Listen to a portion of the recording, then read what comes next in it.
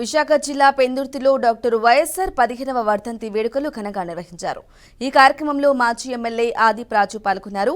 పెందుర్తి 4 రోడ్ల జంక్షన్లోని doctor YSR విగ్రహానికి పూలమాల వేసి నివాళులర్పించారు. దివంగత నేత ప్రవేశపెట్టిన పథకాలు నేటికి కొనసాగుతున్నాయని, ఆయన ప్రజల గుండెల్లో చిరస్థాయిగా నిలిచిపోయే నాయకుడని మాజీ ఎమ్మెల్యే ఆదిప్రాజు తెలిపారు.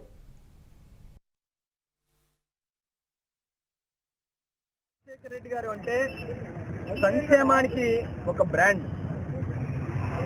వాళ్ళు కొన్ని లక్షల మంది ప్రాణాలు కాపాడినటువంటి ఆరోగ్యశ్రీ పథకాన్ని వాళ్ళు తీసుకొచ్చినటువంటి ఘనత రాజశేఖర రెడ్డి గారికి దక్కుతుంది. అదే రకంగా ఒక ఫీజు రియంబర్స్మెంట్ కార్యక్రమం కానివ్వండి, 108 కానివ్వండి, 104 కానివ్వండి, అనేకమైనటువంటి కార్యక్రమాలు.